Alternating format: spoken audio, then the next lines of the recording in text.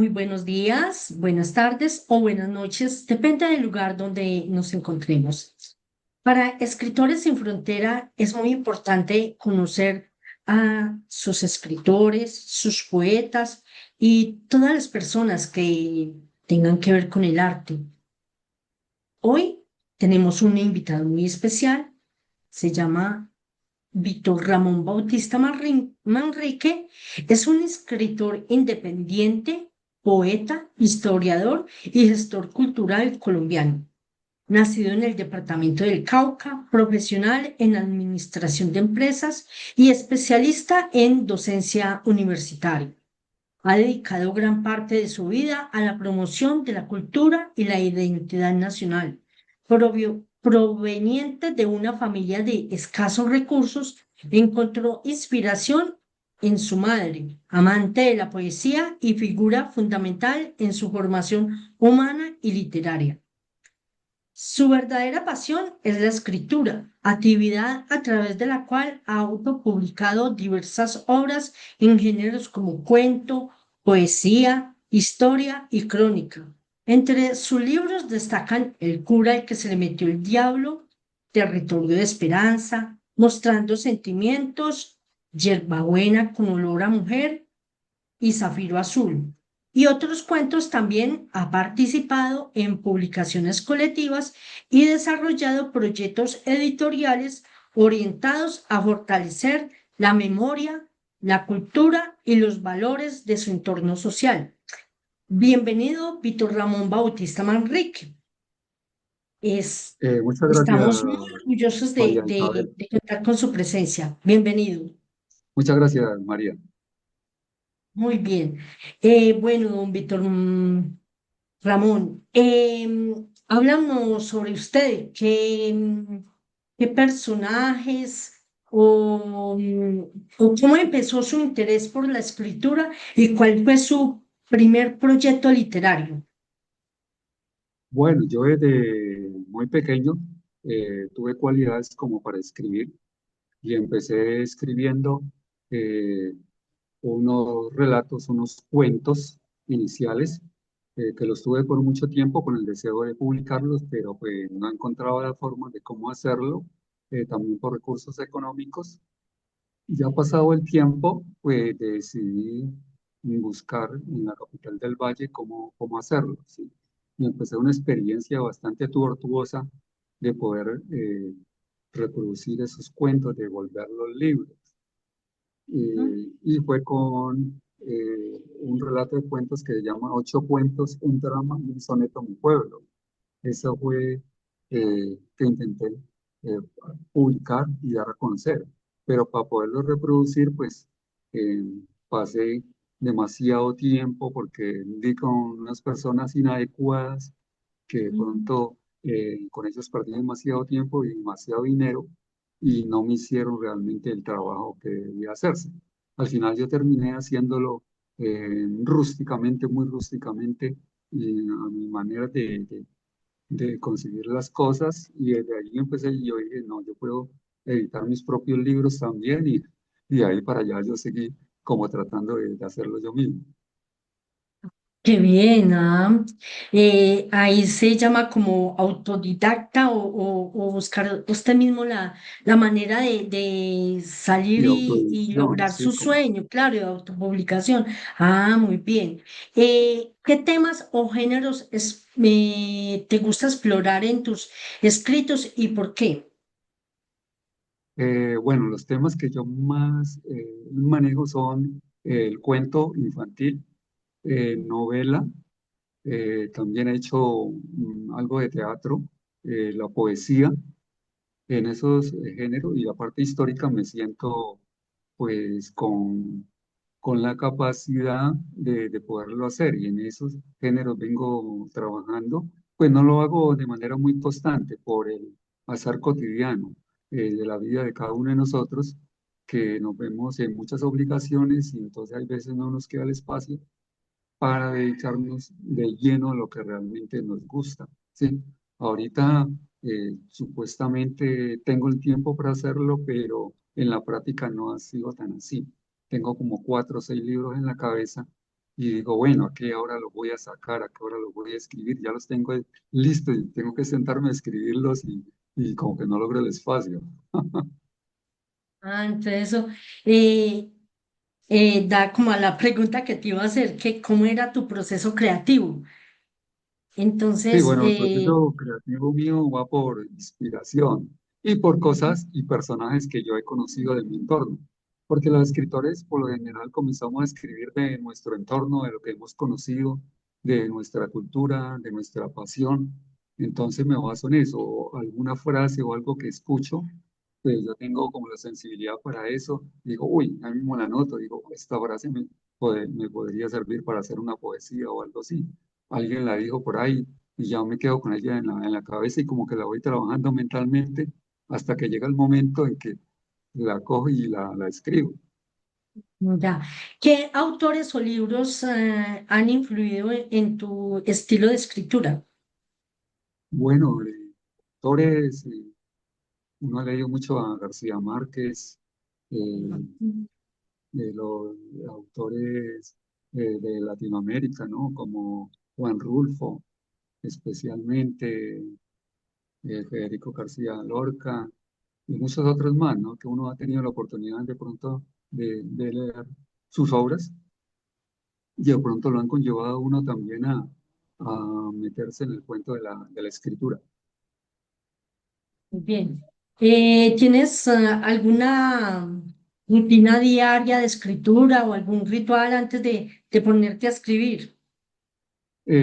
Pues como rituales propiamente no, pues uno necesita más que todo como el silencio, la tranquilidad para poderlo hacer, porque de resto si a uno lo están llamando de todas partes, es muy difícil uno concentrarse y poder lograr la inspiración y poder lograr las frases adecuadas y los párrafos que son necesarios para poder mostrar los sentimientos o los conocimientos que uno tiene de unos hechos.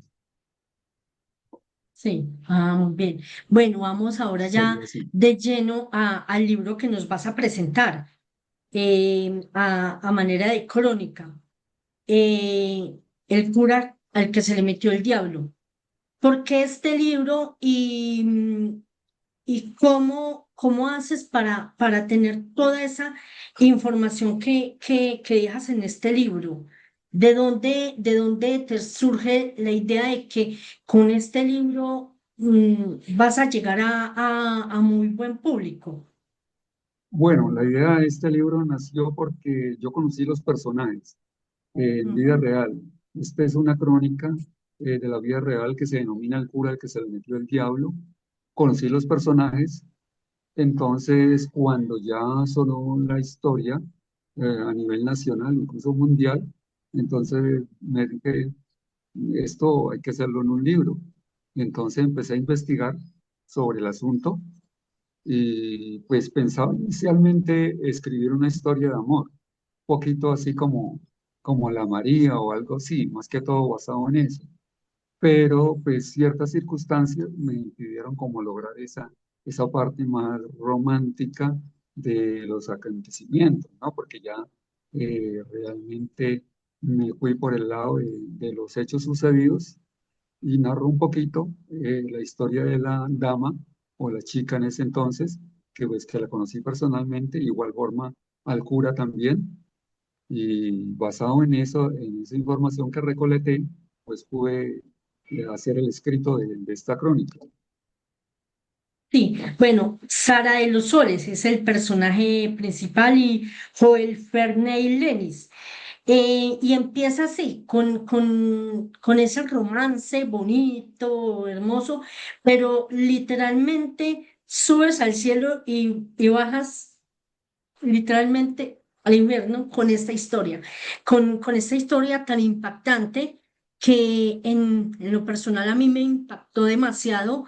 Yo como que no lo podía creer cuando sucedieron estos hechos y ahora verlo en este libro me ha impactado mucho más y me pongo como en los zapatos de Sara de los Ríos, me pongo como en los zapatos de Joel Fernández Lenis, me pongo en tus zapatos como escritor y no, por Dios, es algo súper impactante y bueno. mm, tiene que llegar a muchos lectores porque fue un suceso que impactó mucho el país y dejó muchas preguntas, tanto en el tema religioso como en el tema espiritual y en el tema personal, sobre cómo la humanidad ha venido evolucionando y perdiendo como los valores, como esa partecita. Entonces, ¿cómo fue por qué empezaste con este libro? ¿Por qué o sea, ya conocemos que tuviste pues cercanía a ellos? ¿Y por qué lo quisiste presentar al lector? Bueno, lo quise presentar al lector, bueno, como te decía, es una historia de la vida real y como también como hacer hincapié en el asunto sacerdotal en lo referente al celibato, ¿no? Exacto. Como algo que hoy en día ha conllevado a muchas circunstancias en la Iglesia Católica debido a esta disciplina que se le impone a los curas, ¿no? El celibato, donde realmente se ha comprobado que casi todos la violan, el celibato. Es decir, muchos curas, pues lógicamente no contraen matrimonio, pero no son célibes en muchos casos. Unos tienen parejas, bien sea escondidas, el que menos se masturba, o sea que ahí no hay una cuestión angelical, porque son seres humanos donde la misma biología lo obliga a hembra o mujer a buscar pareja, a tener unas relaciones íntimas. Entonces, eso ha conllevado a que la orden del celibato pues realmente no se cumpla. Y eso ha llevado a muchas consecuencias, ¿no? Hoy en día que se dicen de los casos de abuso sexual de menores por parte de sacerdotes eh, y que la iglesia venía manteniendo pues a escondidas y pues que se venían dando desde los tiempos remotos, ¿sí? Entonces, eso más que todo me motivó a escribir esto, ¿no? Como mostrar esa parte oscura de la iglesia. Sí, en el capítulo segundo, el celibato sacerdotal, a medida que uno va avanzando en el libro, vamos encontrando citas bíblicas, citas de otros libros también, ¿cierto? Vamos encontrando frases importantes y vamos haciendo como esa recopilación de todo esto y nos lleva como a preguntarnos por qué sucede eso, qué les falta a ellos para que ellos cometan esos actos tan terribles donde el más afectado es el ser humano. Entonces, tú buscaste también información de otros libros, de otras, y buscas mucho las citas bíblicas, porque, o sea, aquí claramente nos define como que tú fueras alguien muy cercano como a un rito o alguna religión, ¿sí? Perdona, o alguna religión determinada.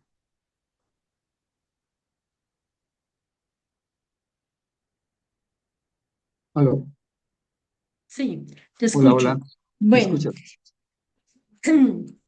hay una frase que me impactó mucho y dice, y en fin de cuentas, cada cura ha pasado por aquí, ha tenido su alivio y bueno, el infinito no se ha acabado por eso. Por qué esa frase?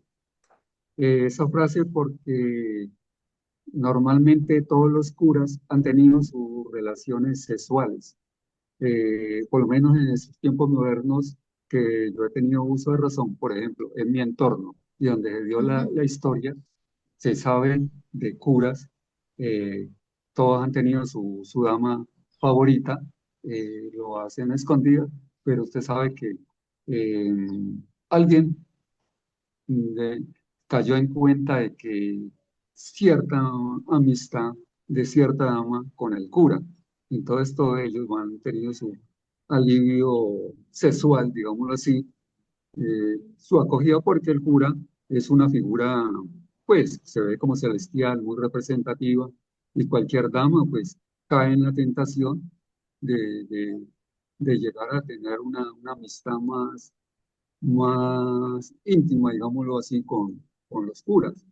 Y por lo general, pues, que sean curas jóvenes atraen mucho a las damas, ¿sí? Y unos que son muy Sí, conquistadores, muy habladores.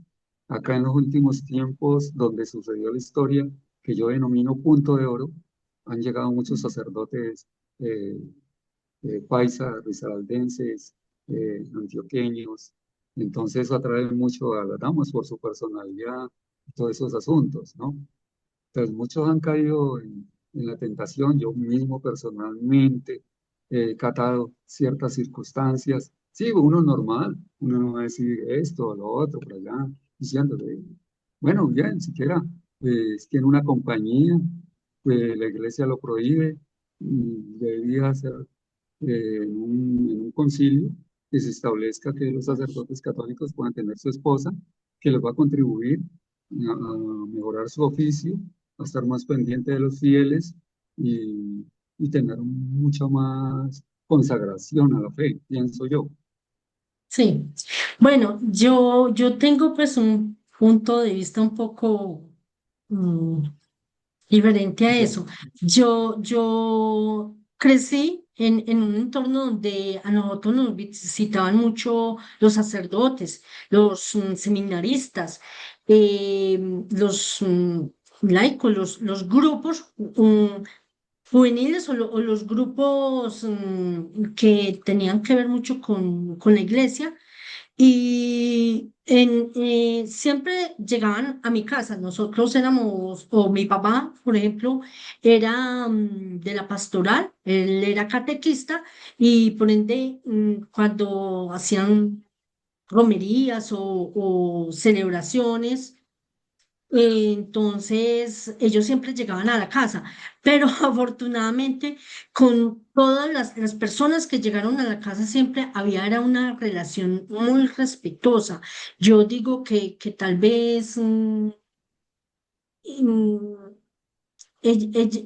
hay un como un punto de caída donde o puede ser él muy como digo yo, muy extrovertido o muy dado a la comunidad y entonces las mujeres como que aprovechan ese puntico para hacerlos caer, pero siempre todas las personas que fueron a mi casa, todos estos sacerdotes o seminaristas y todo eso, nosotros... Mi hermana y yo siempre los tratamos con mucho respeto y ellos con mucha caballerosidad. Sí, y el trato hacia los niños y hacia todos era muy diferente, o sea, con mucha cortesía, con mucho respeto. Entonces, una vez sí tuvimos uno que era capellán.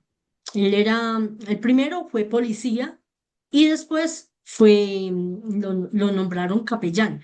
Él era muy apuesto, muy elegante y él trataba a todo el mundo igual, todo, esa amabilidad de él, esa espontaneidad de todo. Pero yo sí veía que las mujeres mm, como más atrevidas y todo esto, siempre le trataba como de meter por los ojos, ¿cierto? Para como hacerlo caer y como así. Y bueno, ese es como una manera de las personas relacionarse con ellos y como caer en ese error de que ellos son, como el cuento, intocables. Ellos son, a ellos no se les puede dar como cabida a otro tipo de relación, como una amistad o algo así, porque, o sea, está cayendo uno ahí en un error y ellos obviamente también. Bueno, este libro por sí ha impactado muchísimo y ¿Qué consejo le daría a alguien o qué mensaje quiere dar usted a al lector con este libro? Sí, bueno, el mensaje al lector es eh, que lean esta historia para que allí mismo saquen sus propias conclusiones. Yo hago unas reflexiones desde mi punto de vista y de acuerdo a lo que yo investigué y me apoyé en muchos escritores, entre ellos Pepe Rodríguez, escritor español, que ha sacado unos libros que se denominan Las mentiras fundamentales de la Iglesia Católica y, y otro que se denomina Los pecados del clero o algo así, eh, donde se pueden establecer ciertas circunstancias que efectivamente han ocurrido. Entonces, como para hacer un balance sobre la situación actual que viven los sacerdotes, porque los sacerdotes son seres carentes de cariño, tienen afectaciones psicológicas, porque pues no pueden llevar una vida completa, porque de todas formas un sacerdote es un varón, es un hombre, ¿sí? Entonces, al estar sometido a una ley tan estricta, pues prácticamente la lleva a incumplirla. Prueba de ello es que muchos sacerdotes se han retirado, han preferido retirarse y contraer nupcias. Otros, como en el caso de Joel Farley, él amaba el sacerdocio y pues también tenía el asunto que le gustaba mucho a las mujeres y tenía sus novias, varias novias casi en todas las parroquias, pero él no quería dejar el sacerdocio. Él se encontró con esta dama, Sara de los Soles, que ella desde un principio pues quería que él abandonara el sacerdocio y se casara con ella y que viviera con ella y pues habían tenido ya una niña, pues que actuara como un padre de la menor, pero pues él no podía porque pues, estaba ejerciendo un sacerdocio y él mantenía esta relación a escondidas. Y el saber de que eso podía llegar a los superiores, a él le aterrorizaba eso, porque él no quería abandonar pues su profesión, su oficio, que fuera eso, pues le gustaba mucho, fuera eso, le generaba unos ingresos económicos y eso era lo que él sabía hacer, pero pues cayó en las tentaciones que lo llevaron a una circunstancia que él no supo qué hacer. Como lo narro en la historia, que él llegó a tomar esa decisión, a buscar quién le ayudara para poder resolver ese asunto. Entonces eso se salió de las manos y lo llevó a la consecuencia que está en el libro y que les invito a que lo lean. Sí, es de verdad muy impactante y bueno, y seguramente él tenía esas luchas internas espirituales. Eh, o trato como de meterme como en ese personaje y usted se imagina el infierno que él vivía y la lucha espiritual interna de él para tener esas dos, creer en servir a Dios y, y vivir y vivir como un hombre normal, porque creo que él como que dejaba el sacerdocio cuando pensaba en las mujeres, él dejaba como el sacerdocio a un lado, pero debió tener muchas luchas internas. Y bueno, nadie es perfecto en el mundo, ¿no? Pero tratar como de entender a ese ser que no midió las consecuencias de sus actos. Seguramente el miedo lo llevó a cometer ese acto tan terrible y a buscar quien lo ayudara, ¿no? Porque aquí también está el sepulturero y ese también, ¿cómo le va a ayudar a un sacerdote a hacer ese acto, cierto? Entonces deja Claro, claro. muchas preguntas, ¿cierto? Sí, sí. Sí, él se metió con la persona equivocada, que lo llevó a esa consecuencia. Es decir, él no imaginó que le iba a resolver el problema de esa manera también, ¿sí? Él estaba desesperado, pero no se imaginó de pronto los alcances que tenía el sepulturero de llegar a esos extremos.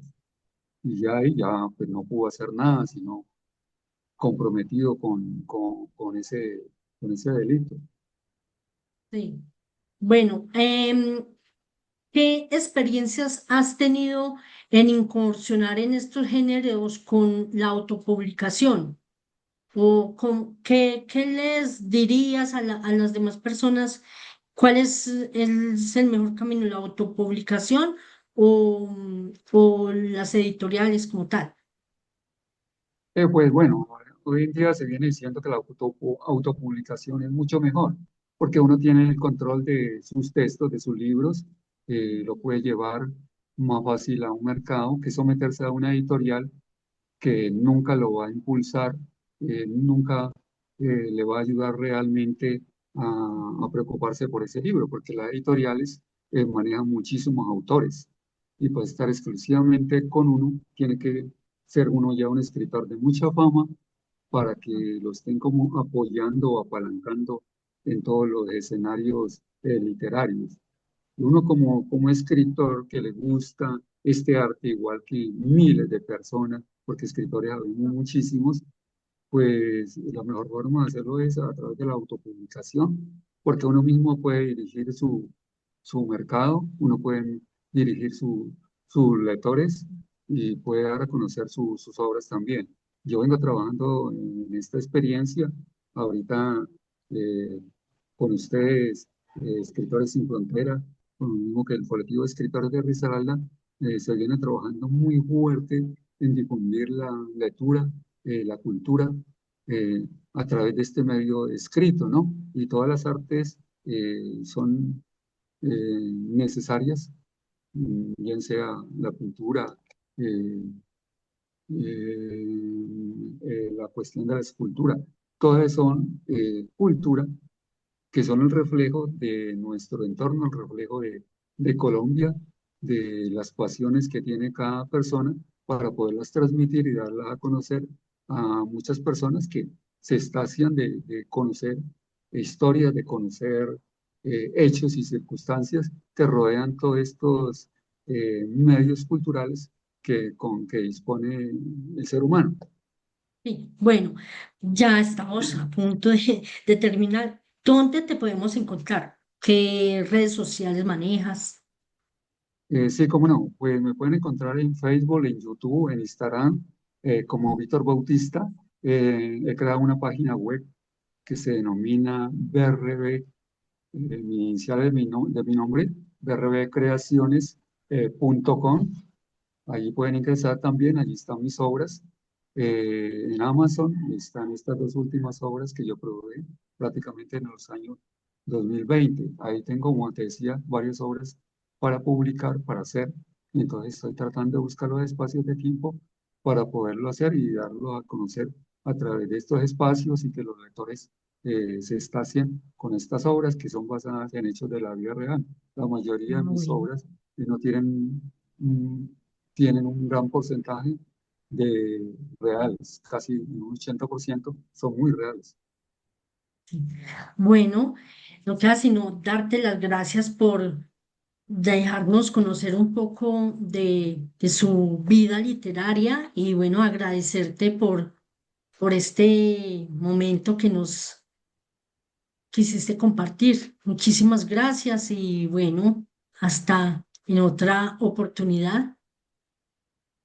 Muchas gracias, María Isabel, a Escritores Sin Fronteras, por esta oportunidad que nos dan los escritores de poder mostrar nuestras obras a la audiencia en general, al público en general, para que las puedan adquirir y puedan seguir haciendo lectura, que es lo más importante hoy en día, conocer historias, conocer crónicas, eso es base fundamental para la formación de un ser humano. Claro que sí, muchísimas gracias, infinita Muchas gratitud y gracias a bueno, ti. un feliz y bendecido día. Muchas gracias. Gracias. Muy formal.